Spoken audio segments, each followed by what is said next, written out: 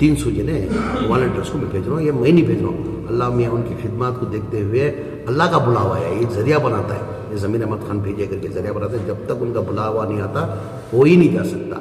मैं अल्लाह का लाख लाख शुक्रिया अदा करता हूँ। 2 साल 2017 मतलब आज 2024 7 साल हो गया।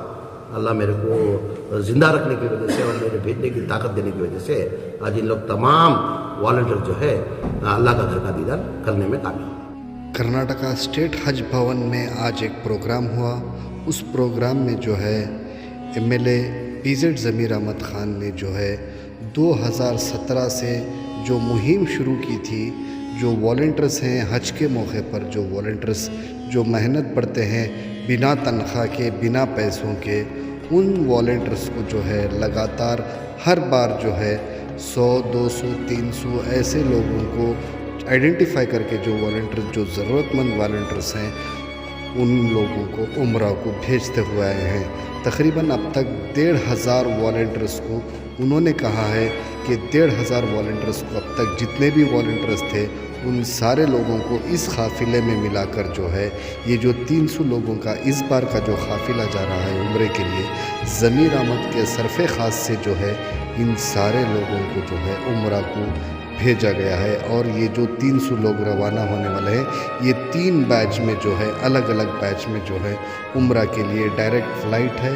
और उसी के साथ साथ जो है ये जो उम्रा को भेज रहे हैं उसके साथ साथ जो है उनके हाथ में जो है नक़द यानी कि 10-10 हज़ार रुपया कैश भी दे रहे हैं, क्योंकि कई सारे लोगों के पास पैसा नहीं होता। तो इस वजह से जो है उनके अखराजात के लिए, ख़र्च के लिए जो है ज़मीर अहमद खान ने जो है उनको 10-10 हज़ार रुपये भी वहाँ पर दिए हैं। और ये जो वॉलंटियर्स को भेज रहे हैं इसके साथ साथ जो है ये जो सिलसिला शुरू हुआ, ये पीजेड ज़मीर अहमद खान जो है अब तक तकरीबन इमाम और मौज़नों को तकरीबन 1000 के करीब उन लोगों को भी उम्रा के लिए भेज चुके हैं, हज के लिए, उम्रा के लिए, जो ज़रूरतमंद हैं, मतलब जा नहीं सकते ऐसे लोगों को आइडेंटिफाई करके जो है पीजेड ज़मीर अहमद खान तकरीबन 980 से 1000 लोगों को अब तक उन लोगों को भी हज और उम्रा के लिए भेज चुके हैं। तो चलिए सुनते हैं आगे की डिटेल्स पीजेड ज़मीर अहमद खान की ज़ुबानी, उन्होंने क्या कहा आज के इस जलसे को लेकर।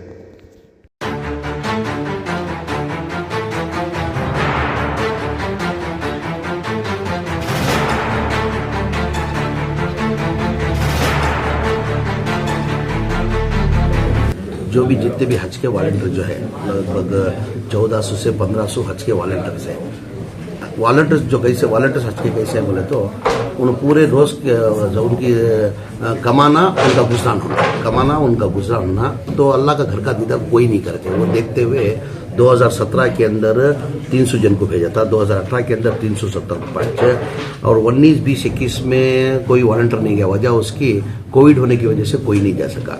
तो 20 के अंदर हमारा जो आशा कार्यकर्ता जो है, जो कोविड के अंदर जो आशा कार्यकर्ता जो काम करे, मेरे हिसाब से उनकी जान की ना परवाह करते हुए आशा कार्यकर्ता काम करते हुए वो मेरे चामराजपेट में वो देखते हुए मैं 50 जन को उस टाइम पर उम्रा के लिए भेजा था।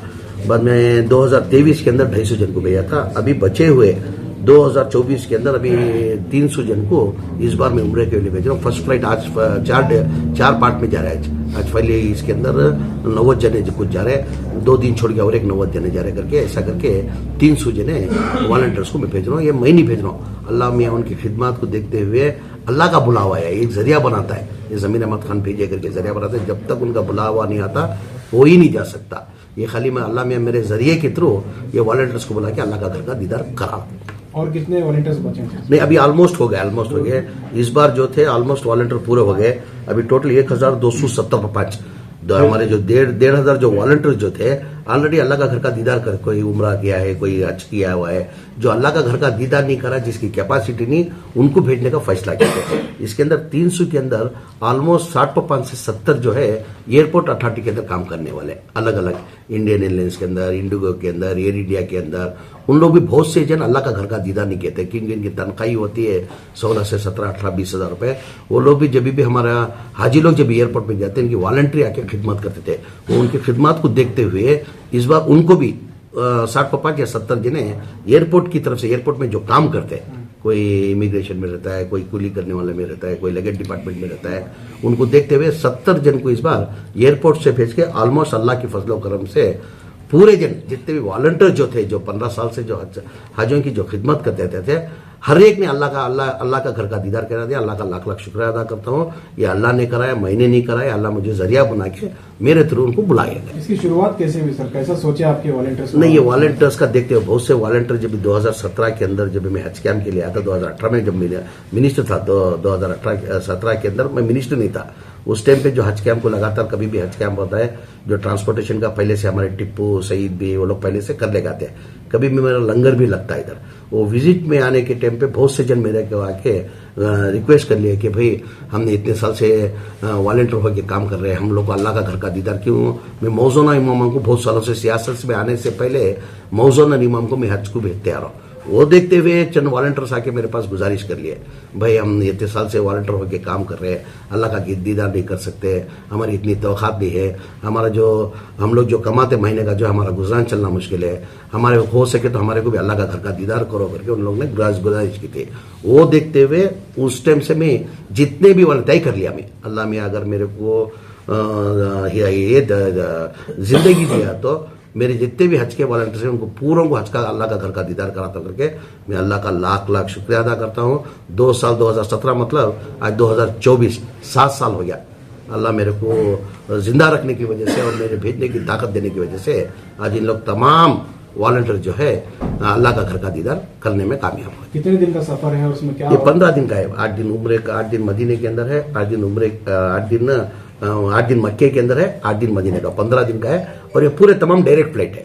डायरेक्ट फ्लाइट होने की वजह से अभी वया फ्लाइट होती तो क्या होता है, थोड़ा पैसा भी बचता कम होता है। मैं ये नहीं चाहता कि हम जैसा जाते वो लोग भी वैसे ही जाना आसानी से, उनको भी कोई तकलीफ नहीं होना करके वया फ्लाइट नहीं लिया।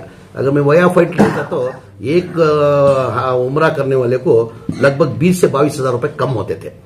मैं बोला डायरेक्ट फ्लाइट में ही जाना, उन लोग को कोई चीज की तकलीफ नहीं होना। जैसे हम जाके उम्रा करते उसी हिसाब से हमारे वॉलंटियर्स भी जाके उम्रा करना करके उनको तमाम डायरेक्ट फ्लाइट में जाने की वजह से पार्ट बाय पार्ट जा रहे, 4 इसके अंदर जा रहे। यानी आज 80 जा रहे, आज 90 जा रहे, फिर 80 सेकेंड बैच जा रही, थर्ड बैच जो है 1 तारीख को 80 की बैच जाने वाली है। 3 तारीख को अगले यानी दिसंबर 3 तारीख को 70 की बैच जाने वाली है। 4 तारीख को 60 की बैच जानी है। यानी 300 जन भी बैच वाइज आज से जा रहे। वो इमाम मुअज्जिन को जो भेजने का सिलसिला है वो भी जारी है? नहीं, वो भी जारी है। वो भी इस साल से बीच में कोविड की वजह से कभी भी मैं आपसे नहीं है। मैं सियासत आने से पहले जो मस्जिद के जो इमाम होते, जो मुअज्जिन होते हैं, उनकी तनख्वाह बहुत कम होती है। 5 से 6 हजार रुपए तनख्वाह होती है। उसमें उनका गुजारा चलना ही मुश्किल होता है। अल्लाह का घर का दीदार करना और हज करना करके बहुत अरमान रहती है। अभी तो हज करने के लिए कम से कम लगभग 3-3.5 लाख रुपए चाहिए। जब भी से मैं शुरू किया था, जब भी 1.25 लाख रुपए था, जो मैंने 30 साल की बात बोल रहा हूँ मैं, उस टाइम पे 1.25 लाख में बहुत बड़े पैसे होते हैं।